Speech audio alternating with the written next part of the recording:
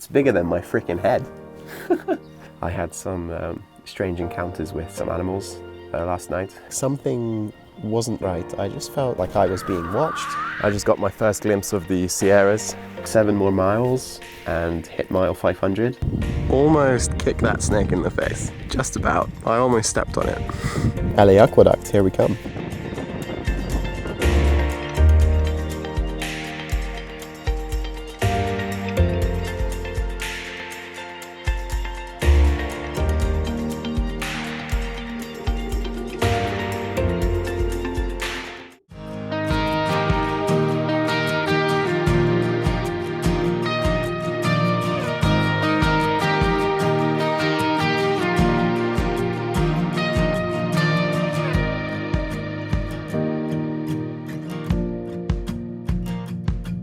I made it to Hiker Town. I've done a 36-mile day yesterday. I am thrilled because it's the biggest mile day I have done on the whole of the PCT and past the 500-mile mark, which I am very happy about. I've got my resupply with food. I've had 5 meals by 1 p.m.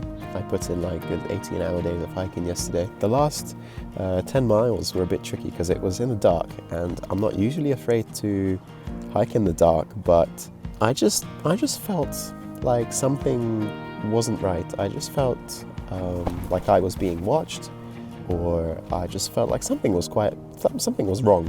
It's strange because today a guy called Cruise Control showed up, and he showed me a picture of a mountain lion on his phone, and he came across it around 7 miles back, which is exactly where I had the uneasy feeling when I was hiking alone at night. So yeah, coincidence maybe, I don't know. Maybe my 6th sense was telling me not to stop there because there was a mountain lion. Yeah, last night was just thundering so loud. You know, you do the counting between the lightning and the sound, and it was around 1 second to 2 seconds, insanely loud. The biggest thunderstorm I've ever been into in my life. LA Aqueduct, here we come.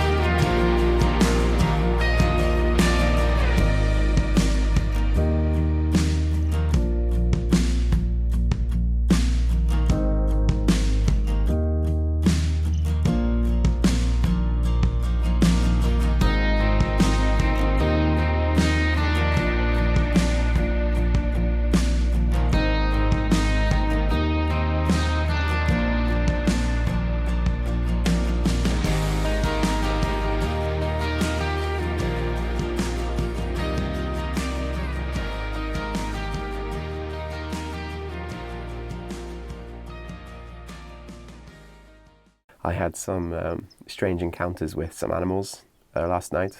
There was this little, I'm going to say mouse, but it looks like a kangaroo. It's got like long tails and big legs, and it just hops around. And it did not leave my frickin' tent alone last night. It just kept on jumping around. It climbed inside the vestibule, just kept running around my tent. It ran up the walls of my tent. I turned on my lights and I shouted at it and went away, but then it came back and it just chilled out in my vestibule for a while. And I was so tired, I didn't even give a damn. I just slept with it in my vestibule. It's the strangest animal behavior I've ever seen. It just wanted to be friends, I suppose. I hiked 6 miles, 7-point-something miles to water, this cistern that I'm sitting on at the moment. And I ran out of water just about a mile from this cistern, so it's nice to have some water. It's one of the most putrid waters I've drunk. Isn't this the biggest pine cone you've ever seen in your life? It's bigger than my freaking head.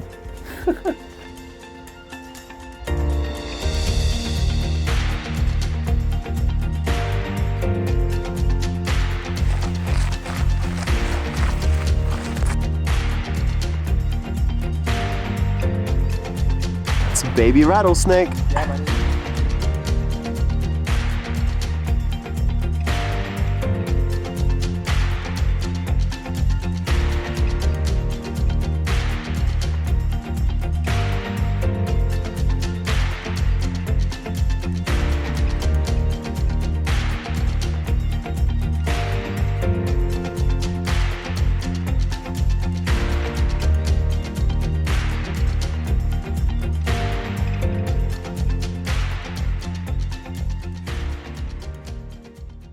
I got to Tehachapi and I slept at an airport, which is super cool. They allow PCTA hikers to stay there a couple of nights. Tehachapi is a super friendly town, and I watched some really cool planes take off, really retro old planes. I'm about halfway to the shop, this lady pulls up to me in her car. Her name was Rachel, and she offered me a ride to the shops.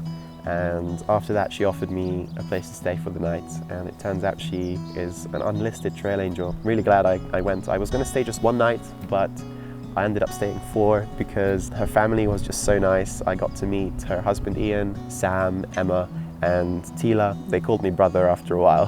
Yeah, it was just so nice, I didn't want to leave. The last 50 miles had 2 reliable water stops. Big water carry stretches here. I'm going to resupply at Onyx and Kennedy Meadows, and maybe take 5 days to get from here to Kennedy Meadows. Once I get there, there are a plethora of options.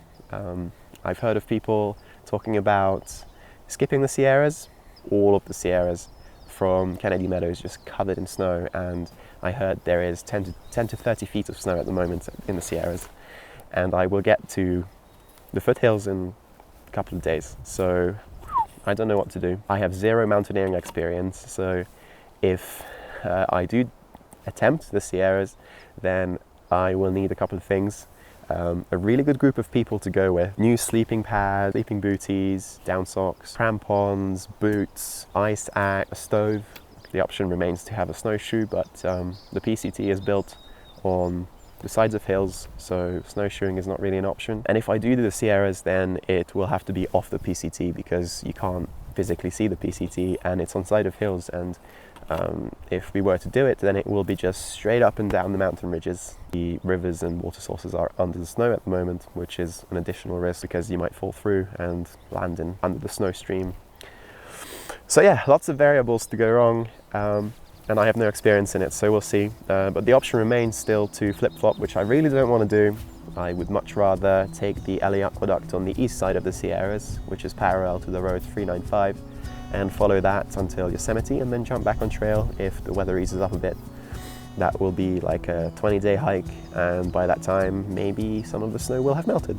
5-6 days to get to Kennedy Meadows, so we'll see what happens. And I'm looking forward to the challenge of it all. I would hate to not walk on the PCT, but it might be necessary to flip-flop. Yeah, we'll see what happens.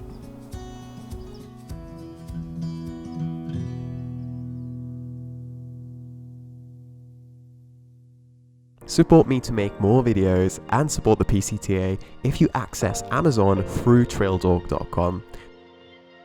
Also, if you would like your pictures or videos edited from your thru hike into one professional looking video, get in touch. I would love to be a part of your adventure.